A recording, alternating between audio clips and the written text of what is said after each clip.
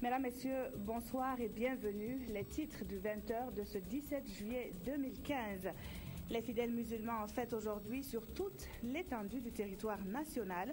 L'Aïd el-Filtre ou la fin du Ramadan est célébrée ce vendredi 17 juillet. Ce matin, les musulmans de la capitale ont prié pour la consolidation de la paix au Faso. Solidarité, partage ont été les maîtres mots à travers le pays. Nous le verrons dans ce journal. Vous l'avez suivi hier sur nos antennes. Le président du Faso, dans une adresse à la nation, prend des décisions pour désamorcer la crise. Les habitants de Ouagadougou se prononcent, les partis politiques et les OSC également.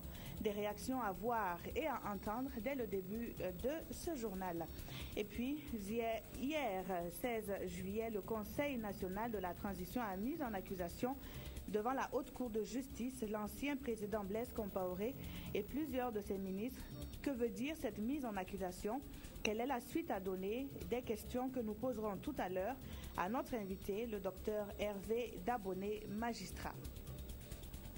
Très bonne fête de l'Aïd el-Filtre à tous les fidèles musulmans. 3 décisions majeures ont été prises par le président du Faso, des décisions et leur motivation expliquées cette nuit sur nos antennes par Michel Kafando lors de son adresse à la nation. Nous l'écoutons. Premièrement, j'ai décidé de maintenir le Premier ministre en poste, convaincu qu'à 3 mois des élections, tout bouleversement à ce niveau ne ferait que perturber la saine préparation des élections avec pour risque majeur d'allonger les délais de notre engagement à organiser le scrutin à bonne date. 2. Le ministère de la Défense, jusque-là détenu par le chef du gouvernement, sera désormais confié au président du Faso. Cette mutation devrait pouvoir régler les questions de dysfonctionnement et surtout de frustration au niveau de l'armée. Troisièmement, le ministère de l'administration territoriale et de la sécurité sera scindé en 2 départements ministériels distincts. Celui de l'administration territoriale et de la décentralisation et celui de la sécurité. Dans un tout autre domaine, c'est l'occasion pour moi, s'agissant du verdict de la Cour de justice de la CEDEAO sur le nouveau code électoral, d'affirmer que le Burkina Faso, en tant que nation civilisée et respectueuse de l'autorité de la chose jugée et de ses engagements internationaux, et dans un souci d'apaisement social, se conformera au verdict de la Cour. À Ouagadougou, les habitants se prononcent sur ce discours. Pour ceux interrogés par Jacques Lamissa Tarpaga, nombreux sont ceux qui jugent les décisions du président Kafando responsables. D'autres pensent tout de même qu'il aurait pu faire mieux. Écoutez plutôt. Le discours du président Kafando est un discours vraiment apaiseur. Et puis nous pensons qu'à travers ce discours, la transition ira jusqu'au bout, les élections auront lieu et nous aurons un gouvernement légalement élu. Et je pense que le Burkina Faso pourrait revenir vraiment sur la scène internationale. Tout ça, ce sont des blagues, puisque c'est la population qui les a mis là où ils sont. Donc le désir de la population doit être respecté. Si le désir des individus devait être respecté, Blaise n'allait pas partir. Bon, moi je pense que c'est une très bonne décision. Quand même, il a affirmé quand même son statut de chef d'État.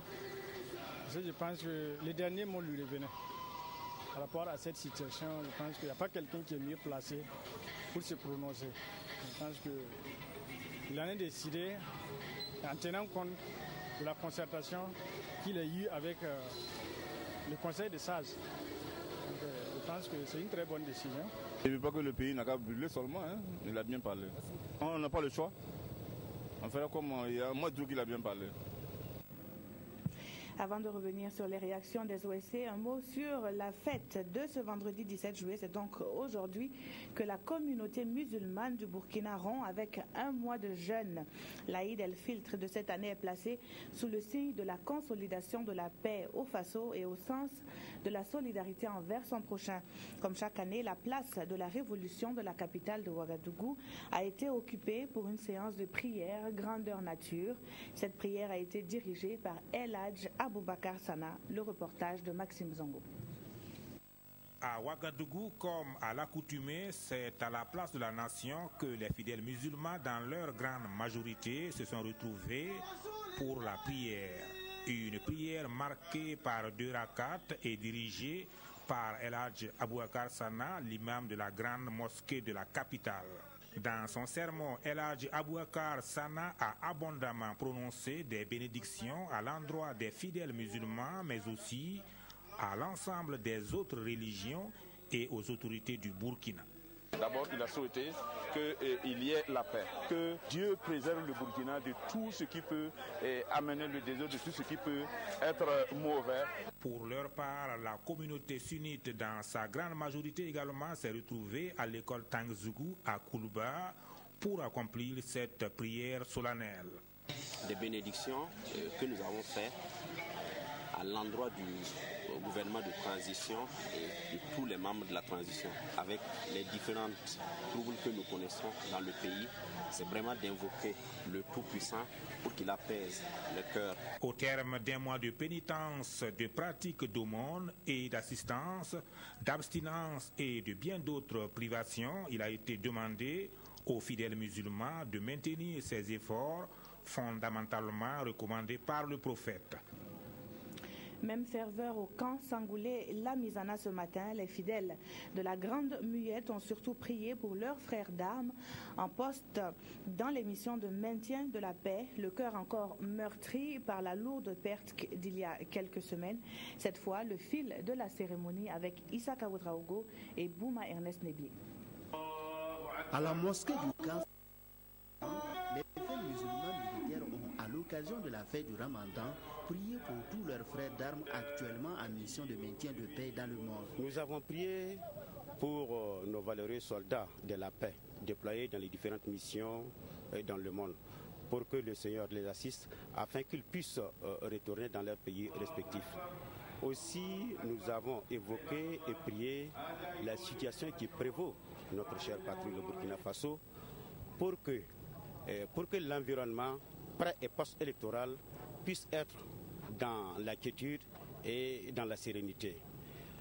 L'aumônier principal militaire musulman Cheikh Aboubakar Compaoré, qui a dirigé la prière, a invité les fidèles musulmans à garder les bonnes manières cultivées durant le mois de Carême, à savoir la lecture du Coran, la maîtrise de soi et la charité.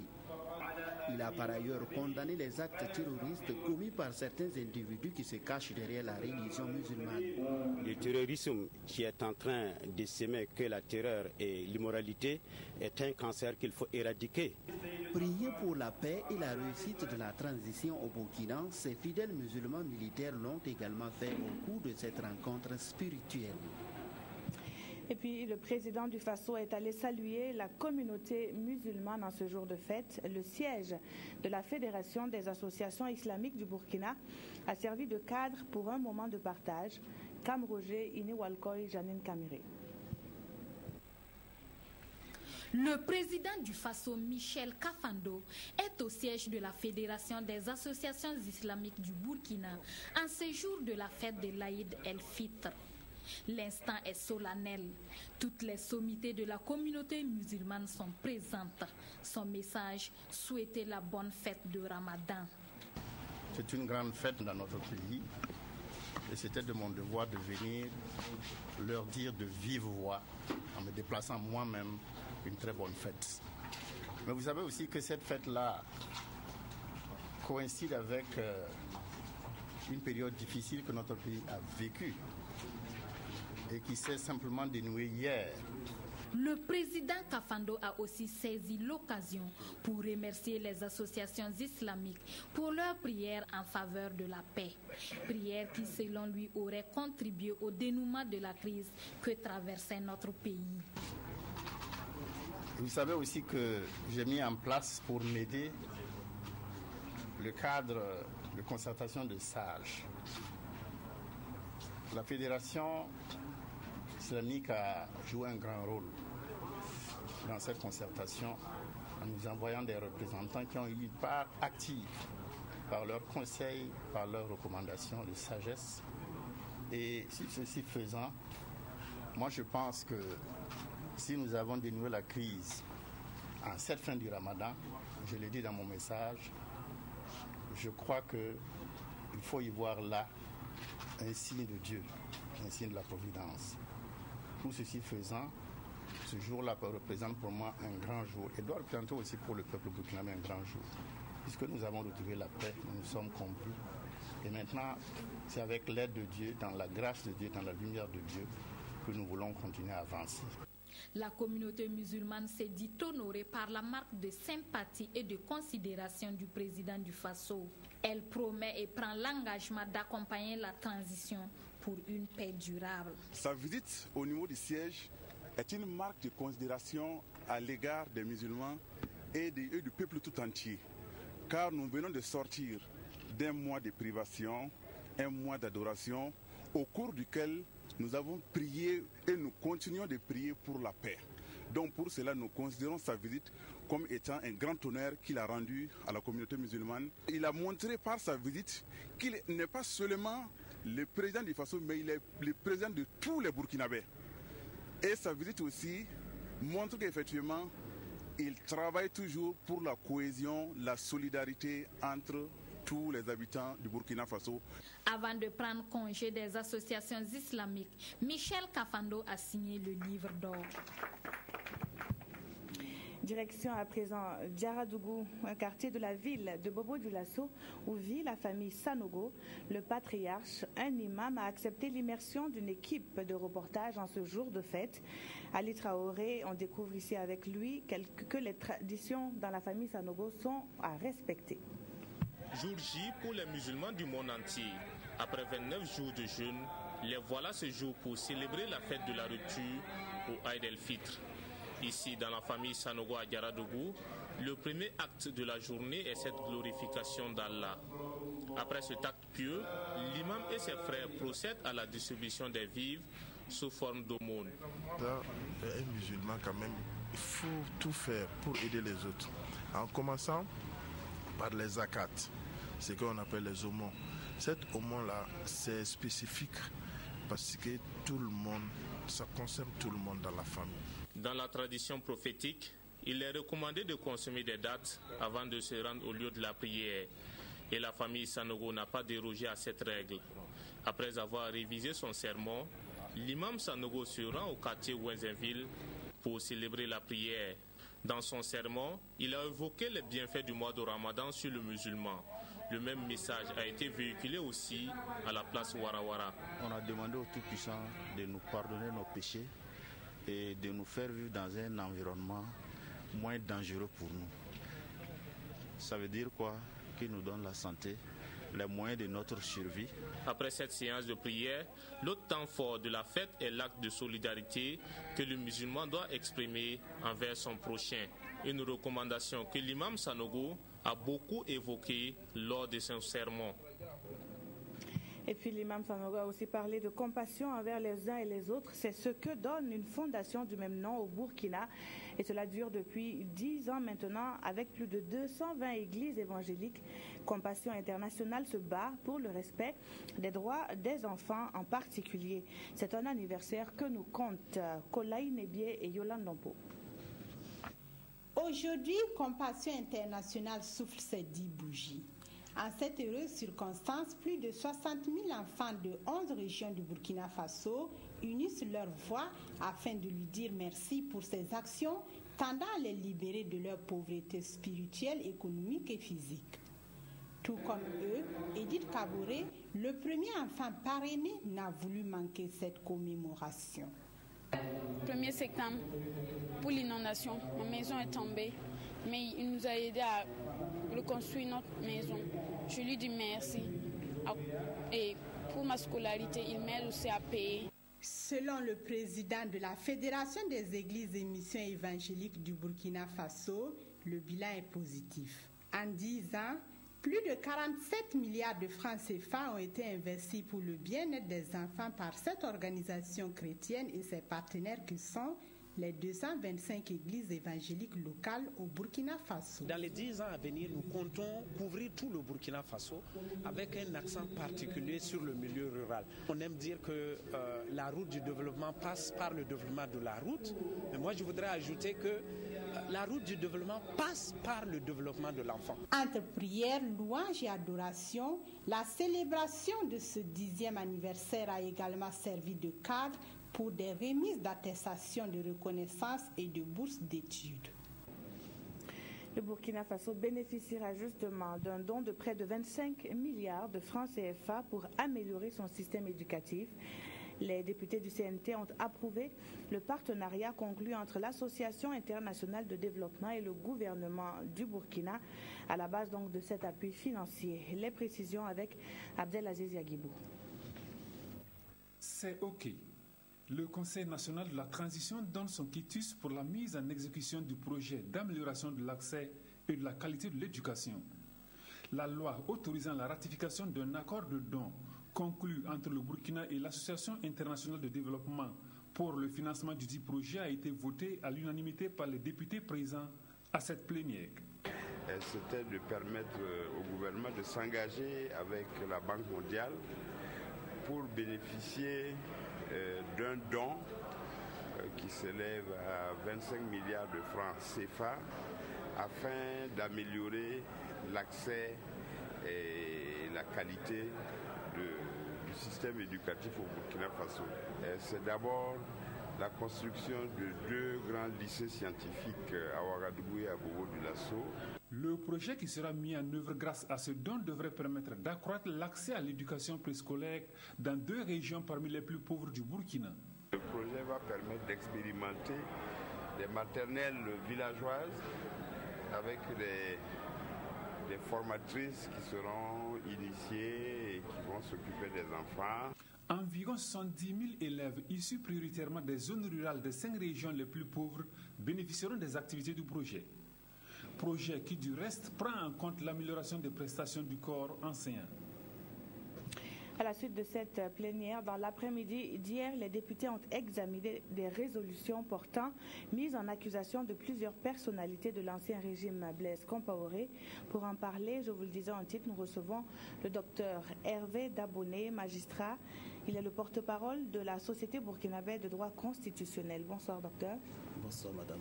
Alors, que signifie cette mise en accusation par le CNT? Bon, merci déjà pour l'invitation. Et la mise en accusation ici, en fait, c'est une décision qui permet de mener des investigations sur des personnes qui sont en fait soupçonnées d'avoir commis des délits ou des crimes et pour lesquels il existe des indices graves et concordants permettant de croire qu'ils ont vraisemblablement participé comme auteurs ou comme complices à la commission donc, des infractions relevées. Et quelle est la suite à donner après cette mise en accusation-là? Bon, normalement, après la mise en accusation, le président du CNT saisit directement le procureur général près la Cour de cassation. En fait, comme vous le savez, selon les dispositions de la loi 2095 qui réglemente en fait la procédure applicable devant la Haute Cour de justice, c'est le procureur général donc près de la Cour de cassation qui fait office de parquet.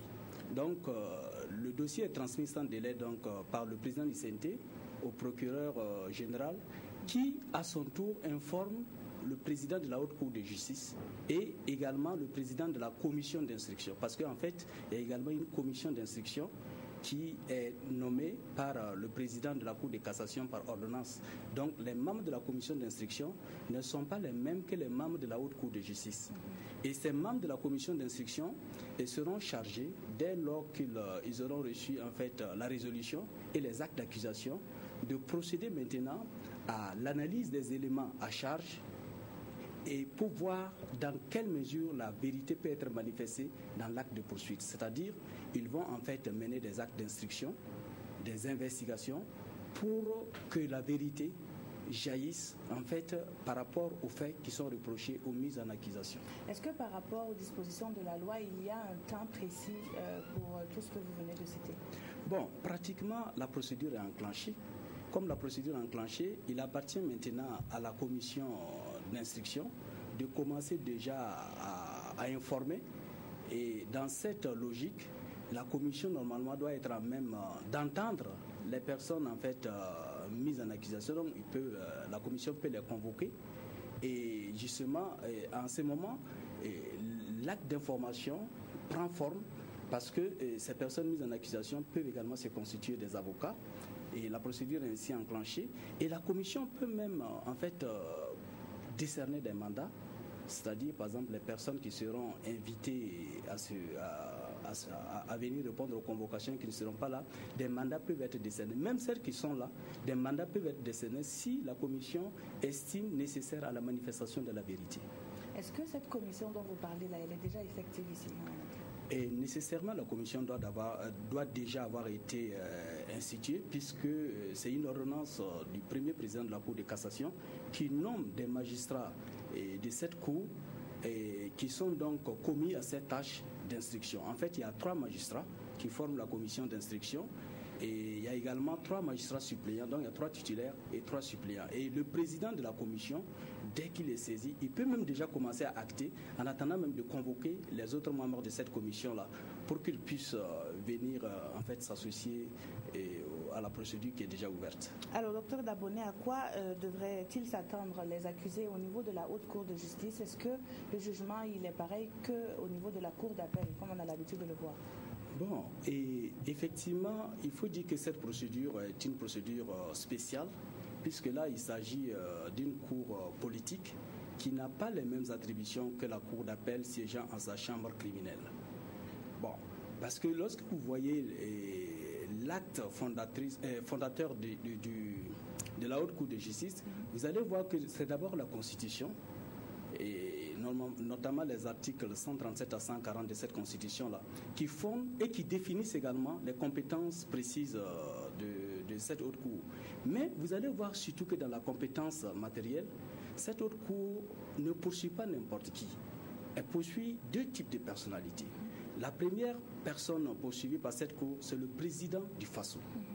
Voilà. Et la deuxième personne, ou la deuxième catégorie de personnes, ce sont les membres du gouvernement. Donc en fait, contrairement à la cour d'appel, qui est une juridiction de droit commun, donc qui est appelée à entendre n'importe qui est poursuivi pour une infraction, la haute cour ne peut être saisie déjà que par le CNT, contrairement à la cour d'appel qui peut être saisie par le procureur de la République, n'est-ce pas? Enfin, voilà, le procureur de la République ou le procureur général prend la cour d'appel.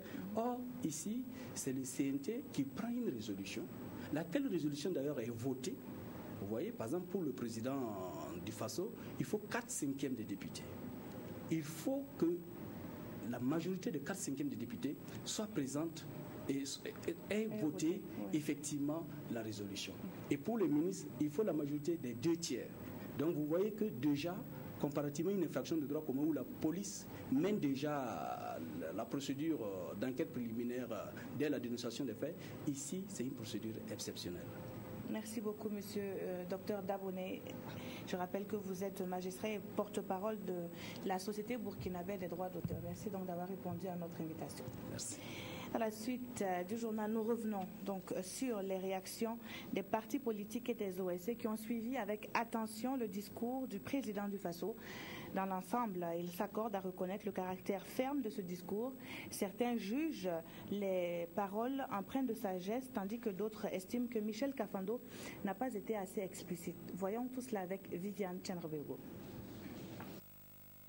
Les Burkinabés étaient nombreux hier devant leur poste de télévision pour suivre le discours du président de la transition à la nation. Ce discours a été décrypté dans les différents quartiers généraux et ce qu'il ressort, c'est que le discours était ferme et sage. Tous s'accordent à dire qu'il va dans le sens de l'apaisement. Discours de fermeté, surtout à l'endroit de l'institution de l'armée. L'institution qu'est l'armée doit être au service de la République. C'est un discours d'apaisement, c'est un discours qui nous interpelle tous pour que nous donnions la main et aller au-delà des intérêts individuels, des intérêts claniques, des intérêts du groupe. Responsables d'OSC et de partis politiques retiennent entre autres le maintien de Yacouba Isaac Zida comme Premier ministre. La scission du MATDS suscite des questions. Les trois grandes décisions laissent entrevoir un léger remaniement gouvernemental qui certainement pourrait venir dans les jours à venir. Nous avons l'impression qu'il y aura une violation de la charte de la transition parce que dans les mesures qui sont préconisées, c'est notamment de scinder le ministère de l'administration territoriale et de la sécurité en deux. Alors que l'article 14 de la charte de la transition est clair là-dessus, le gouvernement est constitué de 25 départements ministériels. C'est une préoccupation à laquelle le président Kafando a répondu ce 17 juillet. Peut-être pas un remaniement en tant que tel, mais il y aura quand même, si vous voulez, ce qu'on appelle un remaniement technique, pour tenir compte effectivement de la restructuration que nous prévoyons pour le gouvernement. La décision du président du Faso de se conformer à la décision de la Cour de justice de la CEDEAO n'est pas passée inaperçue. Dans l'ensemble, organisations de la société civile et partis politiques souhaitent pour le Burkina Faso paix et sérénité pour permettre à tous de travailler à restaurer la démocratie et la stabilité. À Bobo Dioulasso, le ministère en charge des droits humains en collaboration avec le Fonds des Nations Unies pour l'enfance s'unissent pour tenir le jeune public loin des films à caractère pornographique. Son éducation est en jeu et les comités locaux de la police de proximité sont au premier rang, nous dit Amadou Lougué. Les films à caractère pornographique impliquant des enfants ou diffusés devant eux sont contraires à leurs droits. Pourtant, certaines salles de cinéma et de vidéoclubs continuent de projeter ces scènes en leur présence au mépris de la loi. Ce séminaire de 48 heures, initié au profit des agents de la police de proximité, a donc pour objectif d'encadrer les activités des professionnels du cinéma et des tenanciers de vidéoclubs en vue de veiller au respect du droit à l'éducation de l'enfant. Ces acteurs ont mené plusieurs activités, notamment à Ouagadougou et à Bobo Dioulasso, qui ont même conduit à fermer certains vidéoclubs qui projetaient toujours des films mettant en scène les enfants ou qui projetaient des films pornographiques en présence des enfants. Organisée par le ministère en charge des droits humains avec l'appui de l'UNICEF, cette rencontre devrait permettre aux participants de s'approprier les formations déjà reçues et de mettre en place un réseau de protection des enfants contre la diffusion des images à caractère pornographique. Si les textes que nous prenons un temps pour la sensibilisation, pour la mobilisation autour de ces textes-là. Si ça ne va pas, en tout cas nécessairement, il faut aussi faire de la sanction.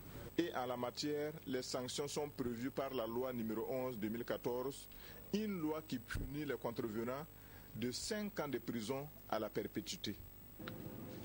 10 villages et 962 ménages. Voici en chiffres l'impact de la construction de l'aéroport de Dancin.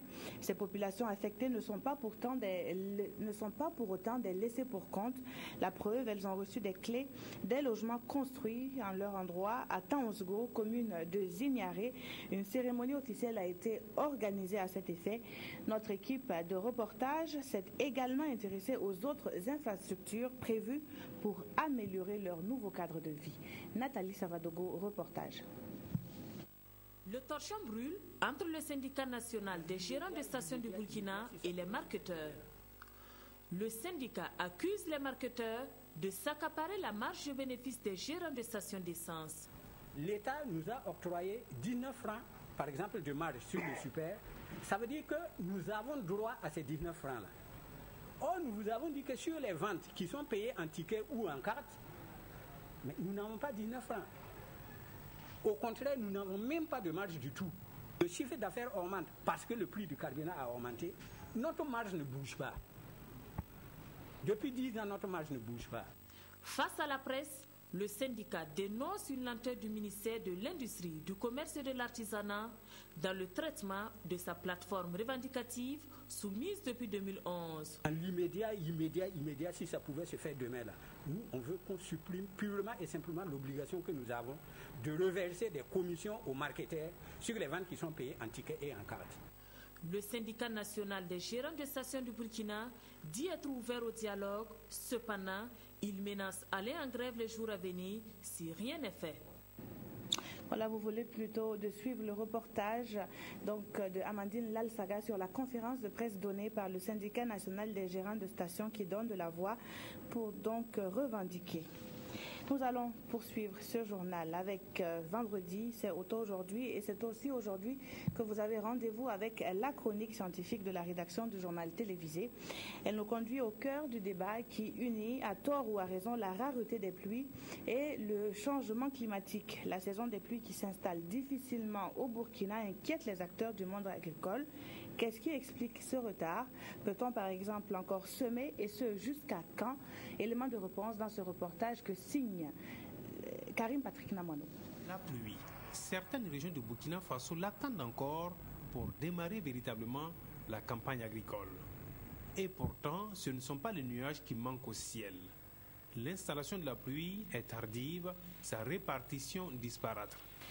Phénomène naturel ou effet des changements climatiques. Au Burkina Faso, il y a ce qu'on appelle la variabilité interannuelle de la pluviométrie, c'est-à-dire que d'une année à une autre, la situation peut être différente. Donc cela peut s'inscrire dans cet aspect des choses, mais comme effectivement les changements climatiques sont une réalité dans notre zone, on peut dire que on s'inscrit justement dans ce fait des changements climatiques. Certains cultivateurs ont le cœur à l'ouvrage dans certaines régions du Burkina Faso où les cultures sont déjà au stade de levée. Ici, les graines ne sont même pas encore au stade de germination et pourtant nous sommes au-delà du 15 juillet. Continuer à semer ou pas? Mais il y a une limite à toute chose. Vous savez qu'on ne peut pas encourager les gens à semer au-delà du mois de juillet, par exemple, parce que déjà, à partir du mois de septembre, la fin de la pluie peut intervenir. Nous avons prévu une fin de campagne tardive à normale. Si cela devrait intervenir, nous pensons que les uns et les autres n'ont peut-être pas plus de 2 mois et demi à 3 mois. Donc on ne peut pas conseiller de semer au-delà, par exemple, du 31 juillet. 2 mois de pluie, non. 3 mois de pluie, oui, souhaitent les cultivateurs. Mais le dernier mot appartient à Dame Nature. Et oui, nous allons donc revenir sur ce reportage de Nathalie Savadogo sur la remise des clés officielles aux populations affectées par la construction de l'aéroport de Donsin. C'était à Tanzgo, dans la commune de Zéniaré, dans la province de Loubritenga, une cérémonie officielle que nous compte donc Nathalie Savadogo. Le Tengsaba de Bouli reçoit des mains du ministre en charge des infrastructures et du désenclavement les clés de sa maison. En attendant l'adduction d'eau potable dans sa concession, il reçoit aussi une barrique d'eau et une plaque solaire. Comme lui, ils sont nombreux à recevoir les clés de leur maison, des plaques solaires et des barriques d'eau. Nous sommes très contents d'avoir eu ces nouvelles maisons tollées avec des ouvertures et clôturées en plus. 10 villages sont touchés par cette relocalisation. Au total, 9 sites ont été aménagés pour accueillir plus de 2600 logements construits en matériaux définitifs au profit de près de 1000 ménages, soit près de 6000 personnes affectées. Ces infrastructures ont été réalisées sur fonds propres de l'État à environ 12 milliards de francs CFA. Nous avons eu une contribution de la Banque mondiale à hauteur de 500 millions pour que ces logements soient dotés d'éclairage public. Ces populations vont bénéficier de toutes les commodités pour bien vivre. La population sortie nombreuse pour témoigner son adhésion aux objectifs du projet a tout de même fait part aux autorités présentes de ses préoccupations. Quand il pleut, l'eau reste dans la cour. nous n'avons plus de terrain pour cultiver ni pour enterrer nos morts. Il n'y aura pas de problème. Toutes les populations vont bénéficier de terres cultivables. Pour ceux qui désespéraient de l'aboutissement du projet de l'aéroport de Doncin, le ministre rassure. Vous avez constaté que les voies d'accès à l'aéroport sont en cours d'exécution. Nous avons également bouclé le financement de tout ce qui concerne la chaussée aéroportuaire. Donc, je pense que d'ici la semaine prochaine, je vais passer au niveau du Conseil national de la transition pour défendre le dernier projet de ratification de l'accord de prêt pour le bitumage de la plateforme aéroportuaire de l'aéroport de Doncin. Ces cités sont accompagnées d'infrastructures socio-communautaires, notamment des écoles, des forages, des banques de céréales, des centres d'alphabétisation et un CG en phase de finition. Elle est riche de 35 conseillers, de 45 assistants et agents spécialisés. La 27e promotion de l'ISTIC, l'Institut des sciences et techniques de l'information et de la communication, était parée aux couleurs des impétrants qui ont reçu leur parchemin, sanctionnant 2 ans de formation pour certains et 3 pour les autres. Présentation de la promotion baptisée Renaissance, Paul-David Bambara, Hippolyte Milogo et Jacques Lamissa Tarpada. Ils sont 80 stagiaires, journalistes et techniciens à recevoir leur diplôme de fin de cycle.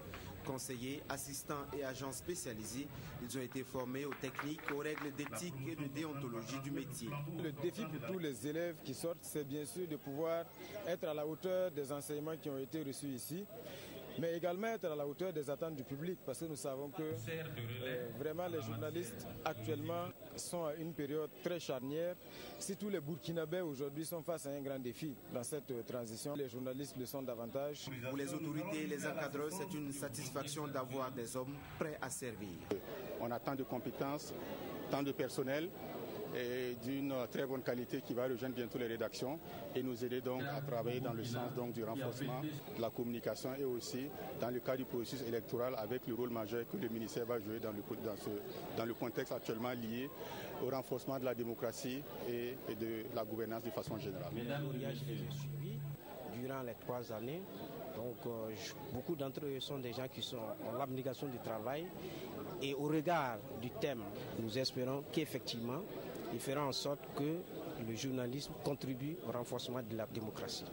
Cette 27e promotion est baptisée Promotion Renaissance et le parrain invite ses filleuls à la loyauté, au professionnalisme et au traitement équitable de l'information pour une paix durable au Burkina Faso. Certains de ces diplômés seront certainement attirés par la culture, à l'image de ceux qui sont présentement en formation à Ouagadougou. Le ministère de la Culture et du Tourisme s'attaque à la maîtrise des textes législatifs par les professionnels des médias. Plus de précisions sur cet atelier en cours à Ouagadougou avec Ibrahim Assombier et Harouna Mari. Le Burkina regorge des potentialités culturelles et touristiques qui se laissent ici contempler par ses randonneurs. Afin de permettre à ces journalistes et communicateurs culturels de s'approprier les politiques publiques en la matière, le département en charge de la culture et du tourisme initie à leur endroit cette session de formation. Nous avons pensé qu'il était bon de les outiller davantage sur la connaissance de nos politiques publiques en matière de culture et du tourisme, la connaissance de la législation et la réglementation dans les 2 secteurs, et la connaissance de nos stratégies spécifiques pour le développement de la culture, des entreprises, mais également la promotion de la destination Burkina Faso. 8 communications au total figurent au menu des échanges. La réglementation, la législation, la promotion de l'entrepreneuriat culturel, bref, la politique nationale en matière culturelle et touristique sera abordée. C'est important de suivre une telle formation parce que pour mieux rendre visibles les activités du ministère, il faut d'abord connaître ce que le ministère fait et aussi connaître ses politiques en termes de promotion de la culture et du tourisme au Burkina Faso. Les échanges directs sont aussi prévus avec le premier responsable du département. Le ministère compte sur ces hommes et femmes de médias pour une meilleure visibilité de ses actions à l'issue de la formation. Merci d'avoir suivi ce journal qui s'achève. Une fois de plus, très bonne fête à tous les fidèles musulmans. Je vous retrouve tout à l'heure pour l'édition synthèse.